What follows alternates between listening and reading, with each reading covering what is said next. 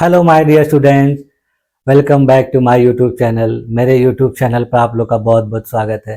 Dear students, आज की class में हम लोग बीए सेकेंड सेमेस्टर के शिक्षा शास्त्र विषय का अध्ययन करेंगे और मैं आप लोगों को सेकेंड सेमेस्टर में यूनिट 3 का अध्ययन करवा रहा हूँ, जिसमें हम लोगों ने कुछ क्लासेस में देखा है कि ब्रिटिश कालीन शिक्षा में अपने देश में शिक्षा व्यवस्था में सुधार करने के लिए समय समय पर विभिन्न प्रकार के आयोगों का गठन किया गया और उन आयोगों के द्वारा दिए गए सुझावों पर ब्रिटिश सरकार ने अमल करते हुए अपने देश में शिक्षा व्यवस्था को आगे बढ़ाया। तो हम लोगों ने पिछली क्लास में देखा था कि किस प्रकार से वुड के डिस्पैच के आधार पर अपने देश में शिक्षा व्यवस्था में बदलाव लाया गया। फिर उसके बाद किस प्रकार हंटर आयोग, हंटर कमीशन के जो सुझाव थे उसके आधार पर फिर विश्वविद्यालय आयोग गठित किया गया, उसके आधार पर कुछ कार्य किए गए। अब देखिए, इसके बाद अपने देश के कुछ महत्वपूर्ण व्यक्तियों के द्वारा भी शिक्षा में सुधार करने के लिए ब्रिटिश सरकार को सुझाव दिए गए। अब डिपेंड ये करता है कि सरकार ने उसको माना कि नहीं माना। तो उसी क्रम में अपने देश में एक महत्वपूर्ण व्यक्ति थे जिनको हम लोग गोपाल कृष्ण गोखले के नाम से जानते हैं। तो इनके द्वारा भी ब्रिटेन की सरकार को अपने देश की शिक्षा व्यवस्था में सुधार करने के लिए कुछ सुझाव दिए गए, जिसको गोखले बिल के नाम से जाना जाता है। तो चलिए आइए देखते हैं यह गोखले जी के द्वारा दिया गया किस प्रकार का सुझाव था, जिसको ब्रिटिश सरकार ने किस तरीके से माना कि नहीं माना। ठीक है, चलिए आइए देखा जाए। हाँ देखिए, आज की क्लास का सबसे पहला जो टॉपिक है वो है गोखले विधेयक 1911, यानी गोखले जी के द्वारा दिया गया बिल, यानी गोखले बिल के नाम से भी इसको देखा जाता है। तो देखिए, गोपाल कृष्ण गोखले जी के द्वारा दिया गया यह जो बिल था गोखले विधेयक, भारतीय स्वतंत्रता संग्राम के महत्वपूर्ण नेताओं में से एक गोपाल कृष्ण गोखले जी के द्वारा 1911 में ब्रिटिश भारतीय विधान परिषद में पेश किया गया एक ऐतिहासिक विधेयक था। यानी अपने देश में जो ब्रिटिशों के शासनकाल में इन्होंने यह विधेयक प्रस्तुत किया था, एक महत्वपूर्ण ऐतिहासिक विधेयक के रूप में जाना जाता है। इस विधेयक का उद्देश्य देखिए, भारत में अनिवार्य और मुफ्त प्राथमिक शिक्षा को लागू करने के लिए इसको दिया गया था। इसकी देखिए पृष्ठभूमि क्या है, इसका बैकग्राउंड देख लेते हैं कि यह जो बिल था इन्होंने किस पृष्ठभूमि के आधार पर ब्रिटेन की सरकार के सामने प्रस्तुत किया। तो देखिए, 19वीं सदी के अंत और 20वीं सदी की शुरुआत में भारत में शिक्षा की स्थिति बहुत खराब हो चुकी थी। विशेषकर ग्रामीण क्षेत्रों में प्राथमिक शिक्षा का स्तर बहुत निम्न था और अधिकांश बच्चों को शिक्षा से वंचित रहना पड़ता था।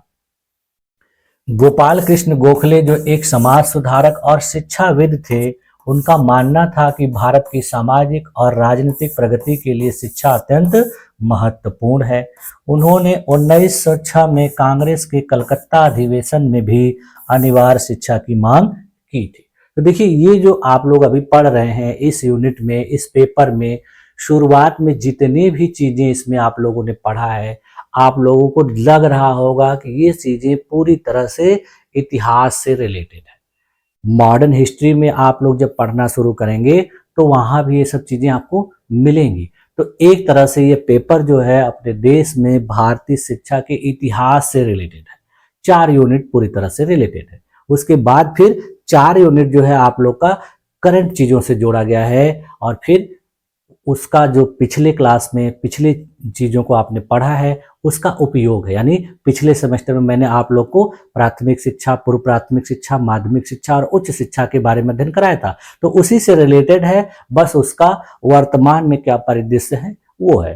तो इसीलिए आप लोग को ऐसा लग रहा होगा कि इतिहास है, लेकिन है इतिहास नहीं। क्योंकि देखिए, इतिहास भी ऐसा नहीं है कि सब विषय से नहीं जुड़ा, इतिहास का भी जुड़ाव हर विषयों से है। तो उसी तरह इसका भी है। देखिए, इस आवश्यकता को महसूस करते हुए उन्होंने 1911 में यह विधेयक पेश किया था। अब देखिए, इस विधेयक के प्रमुख प्रावधान क्या थे, मुख्य प्रावधान। सबसे पहला प्रावधान देखिए क्या था, अनिवार्य प्राथमिक शिक्षा। यानी गोखले जी ने कहा था कि अपने देश के बच्चों को अनिवार्य रूप से प्राथमिक शिक्षा दी जानी चाहिए और खास करके 6 से 10 वर्ष की आयु के बच्चों के लिए देखिए अनिवार्य प्राथमिक शिक्षा की व्यवस्था का प्रस्ताव उन्होंने रखा था। इसके अलावा देखिए, माता पिता के लिए बच्चों को स्कूल भेजना अनिवार्य किया जाना चाहिए। उन्होंने कहा कि गार्जियन को भी अपने बच्चों को स्कूल भेजने के लिए पूरे प्रयास करना चाहिए और अनिवार्य रूप से भेजना चाहिए। दूसरी देखिए बात उन्होंने क्या कही थी, मुफ्त शिक्षा। उन्होंने कहा कि आर्थिक रूप से कमजोर वर्गों के लिए मुफ्त शिक्षा की व्यवस्था की जाए। उसके बाद देखिए, तीसरी बात कही उन्होंने कि सरकार प्रशासनिक जिम्मेदारी ले सब चीजों को करने के लिए। प्राथमिक शिक्षा की जिम्मेदारी स्थानीय निकायों, जिला और नगर पालिका बोर्ड को सौंपी जाए। इसके लिए आवश्यक धनराशि को स्थानीय करों और सरकारी अनुदानों से पूरा करने का प्रावधान किया जाए। फिर देखिए अगला, लचीला क्रियान्वयन। उन्होंने कहा कि विधेयक में ऐसा प्रावधान किया जाए या ऐसी व्यवस्था की जाए कि अनिवार्य शिक्षा केवल उन्हीं क्षेत्रों में लागू की जाए जहां स्थानीय निकाय इसे लागू करने के लिए सक्षम हो।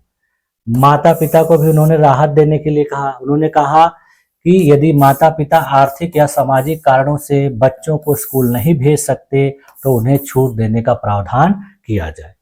इस विधेयक का देखिए क्या उद्देश्य था, मेन उद्देश्य, भारत में अशिक्षा को समाप्त करना और सभी बच्चों के लिए प्रारंभिक शिक्षा सुनिश्चित करना। दूसरा उद्देश्य था भारतीय समाज में जागरूकता और प्रगति लाने के लिए शिक्षा को एक साधन बनाना। अगला उद्देश्य देखिए, ब्रिटिश शासन के प्रति जागरूकता और राष्ट्रीय चेतना को प्रोत्साहित करना। तो ये इनके विधेयक का महत्वपूर्ण उद्देश्य था। अब देखिए, इन्होंने विधेयक प्रस्तुत तो कर दिया, सरकार से मांग तो कर दी, अब उस पर ब्रिटेन की सरकार ने क्या प्रतिक्रिया दी, यानी ब्रिटेन की सरकार ने किया क्या। तो देखिए, ब्रिटेन सरकार ने इस विधेयक का विरोध किया और इसे यह कर खारिज कर दिया कि भारत में अनिवार्य शिक्षा लागू करना व्यवहारिक नहीं है। यानी इनका यह जो बिल था इंग्लैंड की सरकार के द्वारा रिजेक्ट कर दिया गया और कहा गया कि इस सिचुएशन में, ऐसी परिस्थिति में भारत में अनिवार्य शिक्षा, मुफ्त शिक्षा लागू करना व्यवहारिक नहीं है। हम सक्षम नहीं हैं आपके इन मांगों को मानने के लिए। ठीक, तो इस प्रकार से इनका यह जो है रिजेक्ट कर दिया गया। सरकार ने कहा कि इसके लिए पर्याप्त धन और संसाधन हमारे पास उपलब्ध नहीं है, जबकि कुछ ब्रिटिश अधिकारियों ने यह भी कहा कि भारतीय समाज इसके लिए तैयार नहीं है। कुछ लोगों ने कहा कि भारत के लोग अभी इस तरह से शिक्षा लेने के लिए रेडी नहीं है, योग्य नहीं है, तो हम इनको इस प्रकार ये सब चीजें नहीं दे सकते। इसके अलावा देखिए, भारतीय नेताओं और समाज की भी प्रतिक्रिया हुई इनके इस बिल के प्रति। कुछ भारतीय राष्ट्रीय कांग्रेस के नेता और समाज सुधारकों ने इस विधेयक का समर्थन किया। बाल गंगाधर तिलक, महात्मा गांधी और कई अन्य नेताओं ने इसे एक प्रगतिशील कदम माना, परंतु कुछ रूढ़िवादी समूहों ने इसे सामाजिक हस्तक्षेप के रूप में देखा और इसका विरोध किया। अब देखिए, अंग्रेजों ने तो इसको नहीं माना, लेकिन भारतीयों में भी कुछ लोगों ने इसको माना और कुछ लोगों ने नहीं माना, तो जिसके वजह से इनका जो यह बिल था पूरी तरह से अस्वीकृत कर दिया गया। अब देखिए, विधेयक की अस्वीकृति और कारण। देखिए, ब्रिटिश सरकार की असहमति और कड़े विरोध के कारण यह विधेयक पारित नहीं हो सका। इसके अस्वीकृत होने के मुख्य कारण क्या क्या थे? आवश्यक धन और संसाधनों की कमी, ब्रिटेन की सरकार की अनिच्छा, क्योंकि वे शिक्षित भारतीयों से राजनीतिक जागरूकता और स्वतंत्रता आंदोलन के बढ़ने का डर रखते थे। वो लोग सोचते थे यदि ये लोग सही शिक्षा प्राप्त कर लेंगे तो राजनीतिक रूप से ज्यादा सक्रिय हो जाएंगे और हमारे लिए वो घातक होगा, इसीलिए वो लोग ऐसा नहीं कर। इसके अलावा देखिए, समाज के कुछ वर्गों की असहमति, विशेष रूप से रूढ़िवादी समूहों के द्वारा। तो देखिए, भले से ही इसको अस्वीकार कर दिया गया, लेकिन इसका कुछ परिणाम और प्रभाव भी अपने देश की शिक्षा में देखने को मिलता है। पहले चीज क्या है? शैक्षिक जागरूकता। भले ही विधेयक पारित नहीं हुआ, लेकिन इसने भारतीय समाज में शिक्षा के महत्व के प्रति जागरूकता फैलाई। इससे भविष्य में अनिवार्य शिक्षा की मांग को बल मिला, यानी लोगों को पता चल गया कि इस प्रकार से शिक्षा की मांग अपने देश में की जाएगी और उसको पूरी तरह से लाया जाएगा। उसी का परिणाम देखिए अभी देखने को हमको मिलता है। दूसरी चीज, शिक्षा सुधारों की नींव। गोखले के प्रयासों ने देखिए बाद में 1917 में सैडलर आयोग और 1937 में वर्धा योजना जो महात्मा गांधी के द्वारा प्रेरित थी, उसको लाने के लिए महत्वपूर्ण कार्य किया। 1947 में स्वतंत्रता के बाद भारत में अनिवार्य और मुफ्त प्राथमिक शिक्षा को लागू करने की दिशा में इसके आधार पर ही कदम उठाए गए।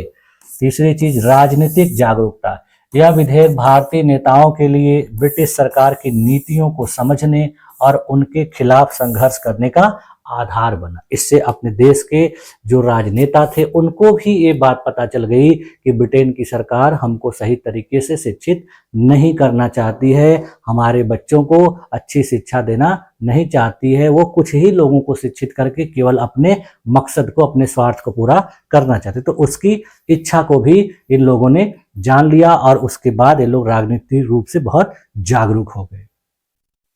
इसकी देखिए कुछ सीमाएं और आलोचना। व्यवहारिक चुनौतियां। पहली सीमा और आलोचना क्या है? व्यवहारिक चुनौती। उस समय की सामाजिक और आर्थिक परिस्थिति में अनिवार्य शिक्षा को लागू करना मुश्किल था, विशेषकर ग्रामीण क्षेत्रों में संसाधनों की कमी। अब देखिए कुछ लोगों का कहना है कि इस प्रकार की मांग को व्यवहारिक रूप में लागू करना संभव नहीं था, क्योंकि भारत के बहुत से ऐसे क्षेत्र थे जो बहुत पिछड़े हुए थे, जहां आने जाने के लिए रास्ते नहीं थे, वहां पर और भी बहुत सारी सुविधाएं नहीं थी, तो ब्रिटेन की सरकार वहां स्कूल कैसे बनाती? तो ये बातें थी। उसके बाद देखिए दूसरी चीज, अपर्याप्त योजना। विधेयक में शिक्षकों की कमी, स्कूलों के निर्माण और पाठ्य पुस्तकों की व्यवस्था के लिए किसी भी ठोस योजना को प्रस्तुत नहीं किया गया। उसमें बस केवल शिक्षा देने की बात की जा रही थी, अनिवार्य और मुफ्त रूप से। बाकी की बातों का उसमें उन्होंने कोई जिक्र नहीं किया था। राजनीतिक अस्वीकृति। ब्रिटिश सरकार का राजनीतिक दृष्टिकोण भारतीयों को शिक्षित करने के प्रति उदासीन था, क्योंकि उन्हें राजनीतिक जागरूकता बढ़ाने का डर। देखिए राजनीतिक रूप से यह अस्वीकृत था, क्योंकि ब्रिटेन की सरकार नहीं चाहती थी कि भारतीयों को शिक्षित करके राजनीतिक रूप से एक्टिव कर दिया जाए। बाद में वो लोग क्या करेंगे? हमारे खिलाफ आंदोलन चलाने लगेंगे, हमसे स्वतंत्रता मांगने लगेंगे। तो इसलिए उन्होंने ऐसा नहीं किया। फिर भी देखिए इसका एक कंक्लूजन क्या निकल के आ रहा है, निष्कर्ष निकल के आ रहा है कि गोखले जी का यह विधेयक जो भारतीय शिक्षा के इतिहास में एक महत्वपूर्ण मील का पत्थर साबित हुआ। इसने भारत में अनिवार्य और मुफ्त प्राथमिक शिक्षा की आवश्यकता को रेखांकित किया और शिक्षा को प्रत्येक बच्चे का अधिकार मानने की दिशा में एक महत्वपूर्ण कदम बढ़ाया। हालांकि यह विधेयक पारित नहीं हो सका, फिर भी इसने भारतीय समाज में शिक्षा के महत्व को समझाने और स्वतंत्रता संग्राम में राजनीतिक जागरूकता फैलाने में महत्वपूर्ण भूमिका निभाई। गोपाल कृष्ण गोखले के इस प्रयास ने भारत में शैक्षिक सुधारों की नींव रखी, जिसका प्रभाव स्वतंत्रता के बाद भी शैक्षिक नीतियों पर पड़ा। देखिए इनके इस सुझाव को नहीं माना गया, स्वीकार कर दिया गया। उस समय तो नहीं माना गया, लेकिन उस बात को जानकर सुनकर अपने देश के जो पढ़े लिखे लोग थे उन्होंने उस पर गौर किया और उस चीज को आजादी के बाद पूरा करने का प्रयास किया। और वर्तमान में ये सब चीजें हमको अभी देखने को मिल रही हैं। अपने देश में अनिवार्य और मुफ्त प्राथमिक शिक्षा अभी पूरी तरह से लागू है। तो यही इसका परिणाम अब देखने को मिल रहा है। ठीक है, अब देखिए अगला जो है सुधार, सैडलर आयोग। सैडलर आयोग 1917 से 19, इसको देखिए कलकत्ता विश्वविद्यालय आयोग के नाम से भी जाना जाता है। जैसे आप लोगों ने भी पढ़ा कि भारतीय विश्वविद्यालय आयोग था जिसको रैले कमीशन के नाम से जाना जाता था, उसी प्रकार से इसको सैडलर आयोग को कलकत्ता विश्वविद्यालय आयोग के नाम से भी जाना जाता है। देखिए सैडलर आयोग को औपचारिक रूप से कलकत्ता विश्वविद्यालय आयोग, कलकत्ता यूनिवर्सिटी कमीशन के नाम से भी जाना जाता है। इसे 1970 में ब्रिटिश सरकार द्वारा भारत में उच्च शिक्षा, विशेषकर कलकत्ता विश्वविद्यालय की समस्याओं और सुधारों का अध्ययन करने के लिए गठित किया गया। यानी इस आयोग को गठित करने का उद्देश्य यही था कि उस समय कलकत्ता विश्वविद्यालय में किस प्रकार से बेहतर सुधार किया जाए और उसको एक अच्छे विश्वविद्यालय के रूप में स्थापित किया जाए। उसमें जो नियम थे, उसमें जो क्रियाविधियां थी, उनको कंट्रोल कैसे किया जाए। इस आयोग का नेतृत्व सर माइकल सैडलर ने किया था, इसीलिए उनके नाम पर इसे सैडलर आयोग कहा जाता है। इसकी देखिए क्या पृष्ठभूमि थी, इसका भी बैकग्राउंड था। बैकग्राउंड देखिए क्या है इसका, कि 1857 में स्थापित किया गया जो कलकत्ता विश्वविद्यालय था वह एशिया का पहला आधुनिक विश्वविद्यालय था, लेकिन समय के साथ इसकी शैक्षिक गुणवत्ता में गिरावट आ गई थी। विश्वविद्यालय केवल परीक्षा केंद्र बनकर रह गया था और शिक्षण व अनुसंधान की गुणवत्ता कमजोर हो गई। देखिए उस समय अंग्रेजों ने इसको जब स्थापित किया था तो यह एशिया का बहुत अच्छा विश्वविद्यालय था, लेकिन बाद में समय के अनुसार धीरे धीरे यहाँ की जो क्वालिटी थी एजुकेशन की वो घटती चली गई थी। वहाँ बहुत सारी अनियमितताएं आ गई थी, वहाँ रिसर्च अनुसंधान वगैरह को प्रोत्साहन नहीं दिया जा रहा था। छात्रों में देखिए असंतोष फैला था, बहुत सारी राजनीतिक गतिविधियां हो रही थी और प्रबंधन की समस्याएं भी बढ़ गई थी। इन सभी चुनौतियों से निपटने के लिए और उच्च शिक्षा प्रणाली में सुधार लाने के उद्देश्य से ही 1917 में सैडलर आयोग की स्थापना की गई थी। यानी पूरी तरह से कलकत्ता विश्वविद्यालय की जो व्यवस्था थी उसको सुधारना ही इसका मेन काम था। उद्देश्य, कलकत्ता विश्वविद्यालय की संरचना, पाठ्यक्रम और प्रशासन का अध्ययन करना। पहला उद्देश्य, विश्वविद्यालय की समस्याओं का समाधान और सुधार के लिए सिफारिश देना। भारत में संपूर्ण उच्च शिक्षा प्रणाली में सुधार के उपाय सुझाना। यानी 3 ये मुख्य उद्देश्य थे। इसके देखिए सदस्य कौन कौन से लोग थे। इस आयोग का जो नेतृत्व था वो तो सर माइकल सैडलर ने किया था, लेकिन इसमें कुल 20 सदस्य भी थे, जिसमें भारतीयों को भी शामिल किया गया था और ब्रिटिश अधिकारियों को और कुछ विशेषज्ञों को।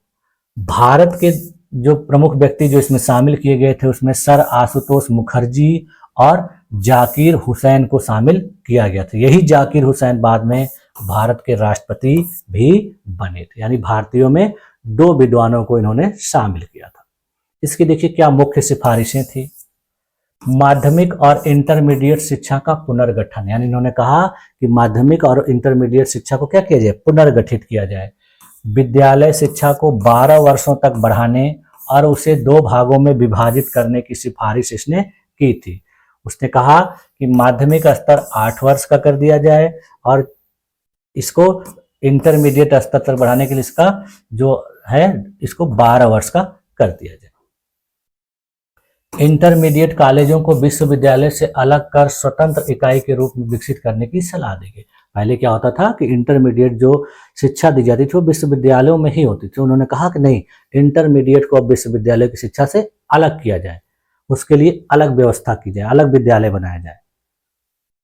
विश्वविद्यालय शिक्षा में सुधार के लिए कहा उन्होंने कहा विश्वविद्यालयों को केवल स्नातक और स्नातकोत्तर शिक्षा प्रदान करने का सुझाव दिया जाए। यानी उन्होंने कहा कि इंटरमीडिएट को अलग कर दो, अब विश्वविद्यालय में केवल ग्रेजुएशन और पोस्ट ग्रेजुएशन की शिक्षा प्रदान की जाए। विश्वविद्यालयों को परीक्षा केंद्र की भूमिका से हटाकर शोध और शिक्षा के केंद्र के रूप में विकसित करने का कार्य किया। उन्होंने कहा कि विश्वविद्यालयों को केवल परीक्षा कराने वाला संस्थान न बनाया जाए, बल्कि यहाँ पे शोध किया जाए, नवाचार किया जाए और लोगों को बेहतर शिक्षा प्रदान करने का केंद्र बनाया जाए। स्वायत्तता और प्रशासनिक सुधार के लिए इसमें सुझाव दिया गया। देखिए विश्वविद्यालयों को अधिक स्वायत्तता देने की सिफारिश की गई ताकि वे अपने पाठ्यक्रम और परीक्षा प्रणाली को स्वतंत्र रूप से निर्धारित कर सकें। उन्होंने कहा कि विश्वविद्यालयों को स्वायत्तता दी जाए, आज़ादी दी जाए, जिससे वो अपने अनुसार अपना पाठ्यक्रम निर्धारित कर सकें और अपने परीक्षा प्रणाली में सुधार कर सकें। इसके अलावा देखिए उन्होंने विश्वविद्यालय प्रशासन में सिंडिकेट और सीनेट जैसी निकायों के माध्यम से प्रतिनिधित्व और पारदर्शिता को बढ़ावा देने का प्रस्ताव भी रखा था। चौथी चीज उन्होंने देखिए क्या कही, महिला शिक्षा की बात की। उन्होंने महिला शिक्षा को बढ़ावा देने और महिला कॉलेजों की स्थापना को प्रोत्साहन दिया। इसके अलावा देखिए उन्होंने सह शिक्षा को एजुकेशन को बढ़ावा देने की भी सिफारिश की। फिर देखिए उन्होंने इसमें सुझाव में अपने व्यावसायिक और तकनीकी शिक्षा की बात की। उन्होंने कहा व्यावसायिक और तकनीकी शिक्षा को मुख्य धारा में लाया जाए, उद्योगों और व्यवसायों की आवश्यकता के अनुसार पाठ्यक्रम विकसित करने की बात की। उन्होंने कहा कि जो विश्वविद्यालय शिक्षा है उसमें उद्योगों की जो जरूरत की चीजें हैं, व्यवसायिक वर्ग की जो जरूरत की चीजें हैं, उसको भी शिक्षा के पाठ्यक्रम में शामिल किया जाए, जिससे छात्र इस प्रकार की शिक्षा प्राप्त करके उद्योगों और व्यवसायों में अपना योगदान दे। फिर देखिए शोध और अनुसंधान। उन्होंने कहा कि शोध कार्य और अनुसंधान को विश्वविद्यालयों का मुख्य उद्देश्य बनाने की सिफारिश की। इसके लिए जो उन्होंने कहा पुस्तकालयों और अनुसंधान प्रयोगशालाओं को आधुनिक बनाया जाए। जब शोध और अनुसंधान किया जाएगा तो उसके लिए क्या होनी चाहिए, लाइब्रेरी होनी चाहिए, लेबोरेटरी होनी चाहिए, अच्छी व्यवस्था होनी चाहिए। और उन्होंने शिक्षक प्रशिक्षण और शिक्षकों की योग्यता की भी बात की। उन्होंने कहा कि शिक्षकों के लिए उच्च योग्यता और प्रशिक्षण को अनिवार्य बनाने की व्यवस्था की जाए और शिक्षकों को बेहतर तरीके से प्रशिक्षण प्रदान किया जाए। शिक्षकों को अनुसंधान में भागीदारी करने के लिए प्रोत्साहित किया जाए। तो इस प्रकार से इन्होंने ये सब मांगे और सुझाव ब्रिटिश सरकार के सामने प्रस्तुत किया। इसका देखिए क्या परिणाम और प्रभाव देखने को मिला। इससे देखिए क्या होगा, इंटरमीडिएट कॉलेजों की स्थापना। पहला प्रभाव इसका क्या पड़ा कि इसके बाद इंटरमीडिएट कॉलेजों को स्थापित किया जाने लगा और जिससे विश्वविद्यालयों पर प्रेशर कम हो गया। देखिए इंटरमीडिएट कॉलेजों की स्थापना ने विश्वविद्यालयों के बोझ को कम किया और छात्रों को बेहतर तैयारी का अवसर मिला। यानी इसके बाद ब्रिटेन की सरकार ने इंटरमीडिएट कॉलेज बनाने शुरू कर दिए। दूसरा प्रभाव क्या पड़ा, शोध और अनुसंधान को बढ़ावा। अनुसंधान कार्यों को प्रोत्साहित करने से विश्वविद्यालय में शोध और नवाचार को बढ़ावा मिला। महिला शिक्षा का विकास। महिला कॉलेजों की संख्या में वृद्धि हुई और महिलाओं के लिए उच्च शिक्षा के अवसर बढ़े। व्यावसायिक शिक्षा में सुधार हुआ। व्यावसायिक और तकनीकी पाठ्यक्रमों को अपनाने से छात्रों को रोजगार के अधिक अवसर मिले। इसकी देखिए कुछ सीमाएं भी हैं और इसकी आलोचना भी है। पहला चीज क्या है, आंशिक क्रियान्वयन। यानी कुछ लोगों ने कहा कि इस प्रस्ताव के ऊपर सही तरीके से काम नहीं किया गया। ब्रिटिश सरकार ने इसका क्रियान्वयन बहुत थोड़े रूप में किया। देखिए सैडलर आयोग की कई सिफारिशें पूरी तरह से लागू नहीं हो पाई, विशेषकर स्वायत्तता और अनुसंधान के क्षेत्र में। यानी पूरी तरह से स्वायत्तता नहीं दी गई और अनुसंधान के क्षेत्र में भी सही तरीके से कार्य नहीं किया गया। इसके बाद देखिए दूसरी आलोचना क्या की गई कि ग्रामीण क्षेत्रों में शिक्षा की उपेक्षा की गई।